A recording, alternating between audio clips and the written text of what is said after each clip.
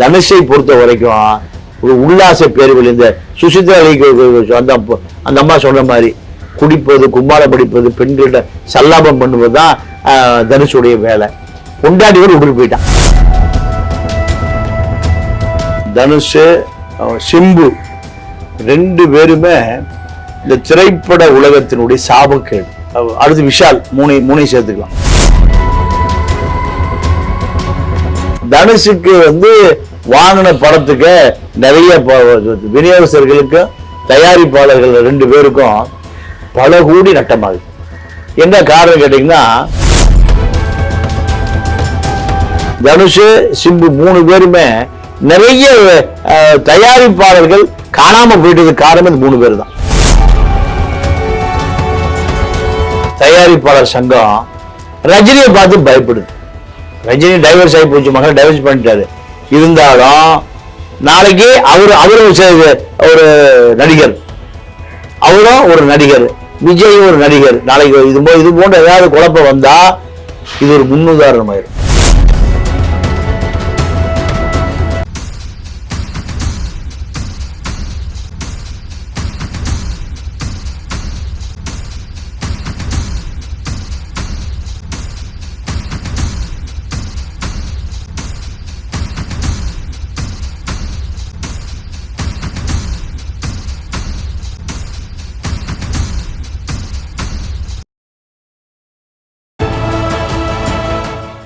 கேடகம் நேயர்களுக்கு வணக்கம்.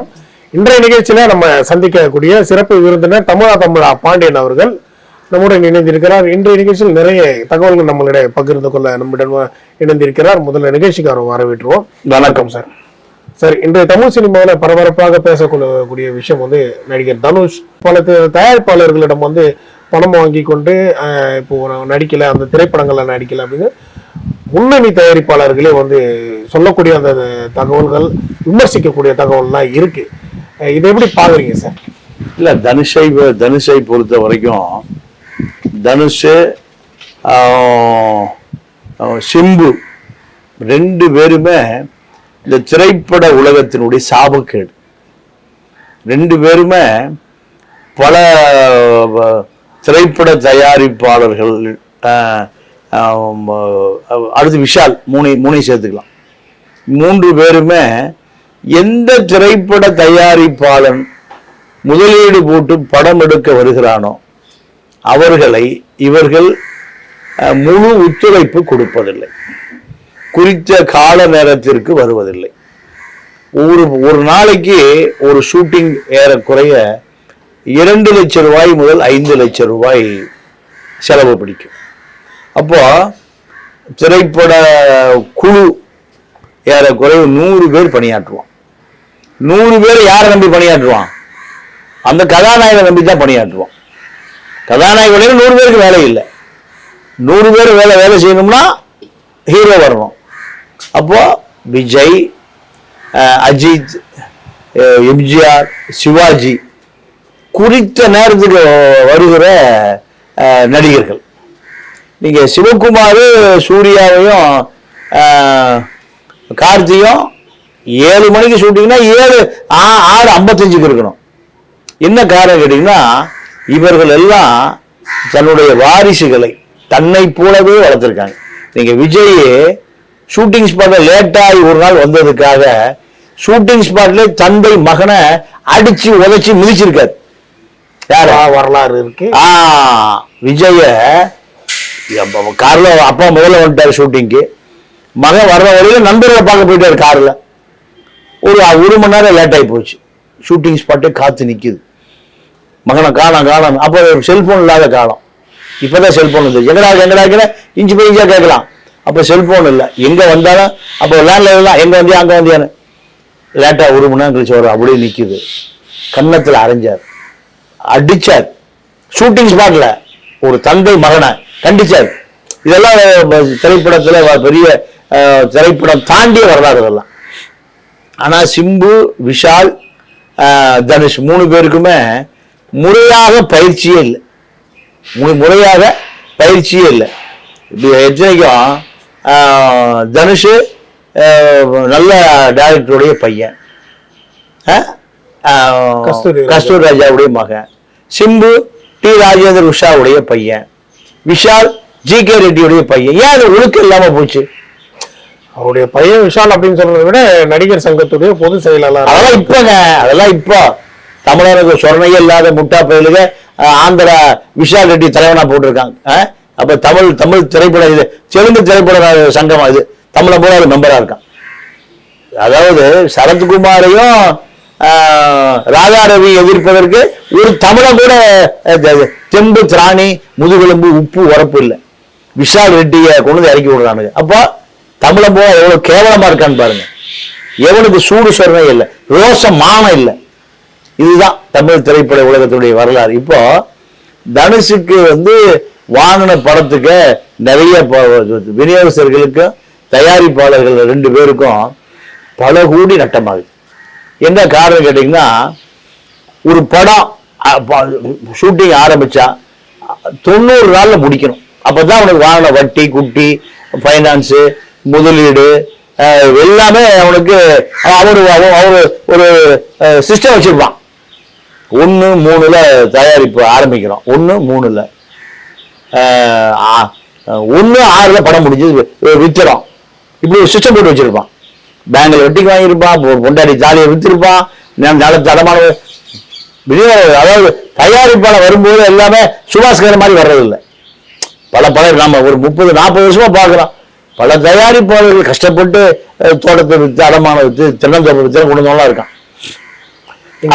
நீங்க சொல்லும் போது இப்போ தயாரிப்பு நிறுவனங்கள்ல பல தயாரிப்பு நிறுவனங்கள்ல பணம் வாங்கிட்டு படத்தை இது வரைக்கும் நடிக்காம இருக்காரு. அதுக்கு பெரிய அளவுல தயாரிப்பாளர்களே நடவடிக்கை எடுக்கலையா? அதுக்கு என்ன இல்ல, அது இங்க அதான் நான் முதலே சொல்லிட்டேன். தெம்பு திராணி சூடு சொரணை இல்லாத தமிழ் திரைப்பட நடிகர் சங்கம். அதாவது சிவாஜி படத்தை சங்கரை வச்சு எடுக்கிறாங்க.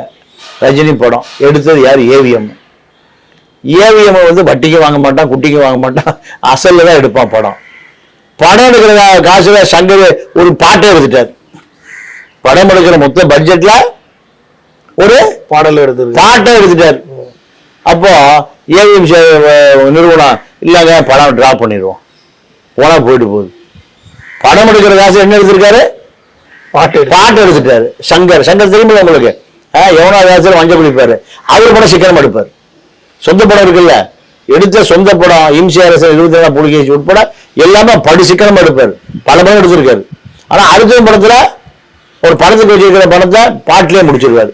அப்போ நாங்க வட்டிக்கெல்லாம் வாங்க மாட்டோம், பைனான்ஸா வாங்க மாட்டோம், தயவுசெய்து டிராப்.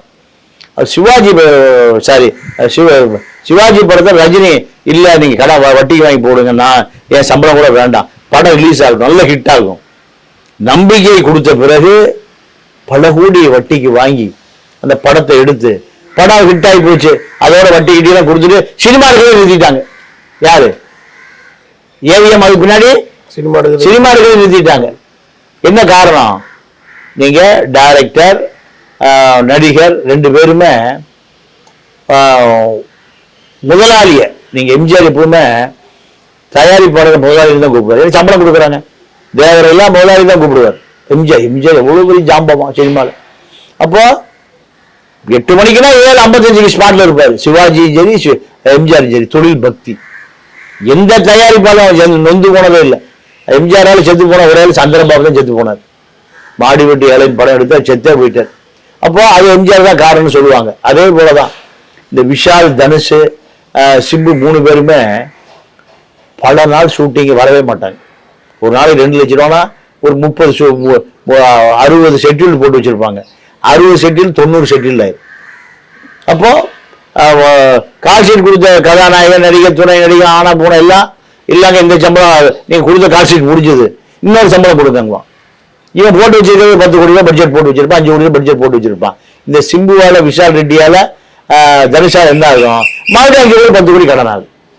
இப்போ பொறுத்து பார்த்த தயாரிப்பாளர் சங்கம் என்ன, தனுஷ் ரஜினி மருமகனா இருக்கட்டும், ரஜினி அம்பானிக்கு வேண்டியவராகவும் இருக்கட்டும், மோடிக்கு வேண்டியவனாகவும் இருக்கட்டும், இது எங்களால ஒத்துக்க முடியாதுங்க. அதனால இனிமேல் தனுஷை வச்சு படம் எடுக்கக்கூடிய யாரா இருந்தாலும் திரைப்பட தயாரிப்பாளர் சங்கத்தை நீங்க கலந்து ஆலோசிக்கணும். அடுத்த கட்டம் என்ன வரும்? அவர் நடிக்கிற படத்துக்கு தொழில்நுட்ப கலைஞர் யாரும் ஒத்துழைக்க மாட்டோம் அடுத்து போடும். அதுக்கு பேர் தான் ரெட் கார்டு, சிகப்பு எச்சரிக்கை. பல கட்டமாக வந்து தனுஷை பத்தி விமர்சனங்கள் வந்தது. தயாரிப்பாளர் சங்கத்துல பல புகார்களும் வந்திருக்கு. ஆனாலும் தனுஷ் அவர்கள் வந்து தொடர்ந்து திரைப்படங்கள்ல நடிச்சு கொண்டுதான் வராரு. பெரிய அளவுல நடவடிக்கை இல்லை. இதே போல வந்து ஏற்கனவே வந்து ஒரு அறிக்கையில வெளியிட்டு இருந்தாங்க. சில நடிகர்களுடைய பெயர் அதில் இடம்பெற்றிருந்தது.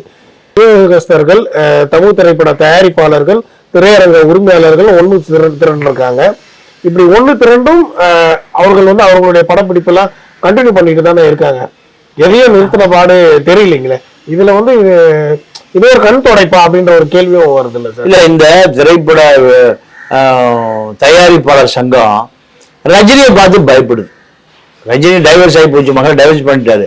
இருந்தாலும் நாளைக்கு அவரும் ஒரு நடிகர், அவரும் ஒரு நடிகர், விஜய் ஒரு நடிகர். நாளைக்கு இது போன்ற ஏதாவது குழப்பம் வந்தா இது ஒரு முன்னுதாரணம் ஆயிரும். ஏப்ப விஜய் படத்துக்கு யாரும் கோஆபரேட் பண்ணாதீங்க, நிறுத்திடுங்க. அஜித் படத்துக்கு அப்போ நீங்க சண்டை போட்டுட்டு இருந்தாலுமே எல்லாருமே இரவுல போன் பண்ணி பேசிக்குவாங்க.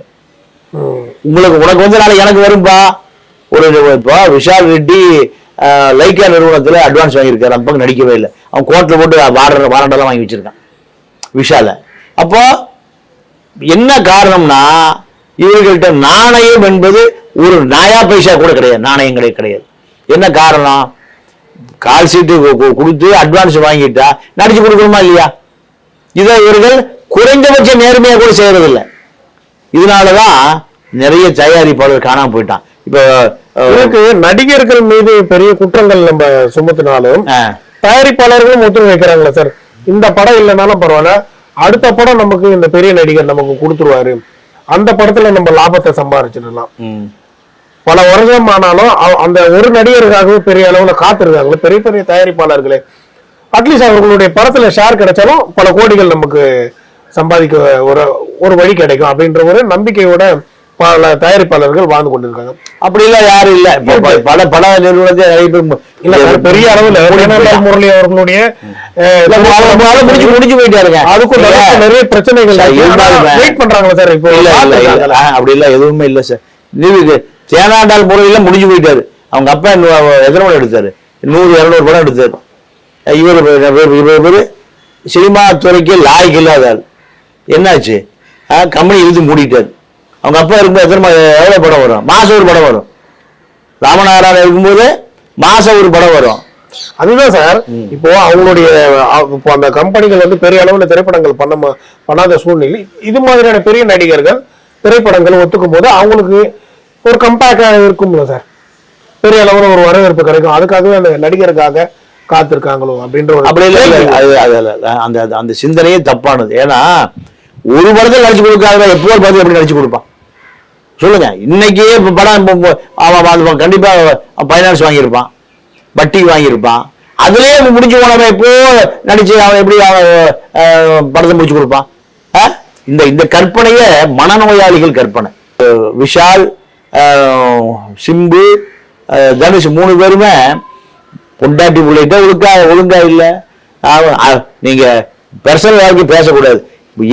மக்களுக்கு வழிகாட்டுறவங்க ஐயா கலைஞர். இவர்களா கலைஞர்களா? சொந்த வாழ்க்கையும் தப்பா இருக்கு, பொது வாழ்க்கையும் தப்பா இருக்கு. எத்தனை பெண்களுடைய வாழ்க்கை வீணடிச்சிருக்கான். அப்போ இவர்களை சினிமா புறக்கணிக்கிற மக்கள் உண்மையாகவே என்ன காரணம் கேட்டீங்கன்னா இவர்கள் கொடுக்கிற உற்சாகம் அடுத்து தப்பு பண்றதுக்கான அட்வான்ஸா போயிடுது.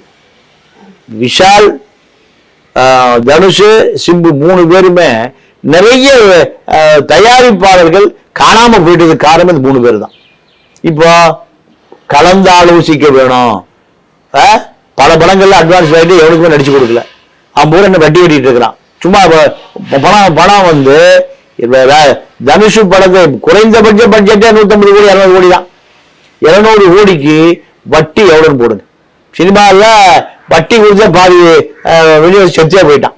ஜி வெங்கடேஷ் எவ்வளவு பெரிய ஆளு, மணிரத்னத்துடைய அண்ணன். எப்படி ஏன் செத்தாரு? அன்பு ஜெயலலிதா வட்டிக்கு வாங்கிட்டு வட்டி கொடுக்க முடியல. பொண்டாட்டி பிள்ளையோட அசிங்கப்படுத்தி கேவலப்படுத்தி தூக்கம் செத்து போயிட்டான். சசிகுமார் மச்சான் ஒரு தயாரிப்பாளர், அவன் செத்து போயிட்டான். அப்போ இதுக்கெல்லாம் இந்த சினிமாக்காரன் தான் காரணம். இவர்கள் வந்து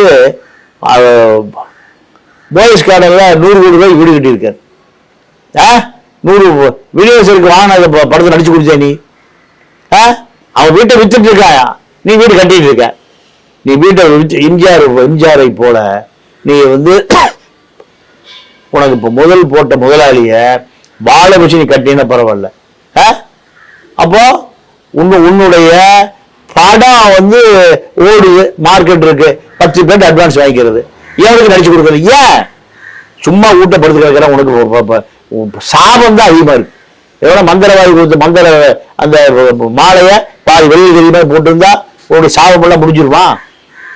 தனுஷை பொறுத்த வரைக்கும் ஒரு உல்லாச பேர்கள், இந்த சுசித்ரா அந்த அம்மா சொன்ன மாதிரி குடிப்பது, கும்பாலம் படிப்பது, பெண்கள்கிட்ட சல்லாபம் பண்ணுவது தான் தனுஷுடைய வேலை. பொண்டாட்டிகள் விட்டுட்டு போயிட்டான்.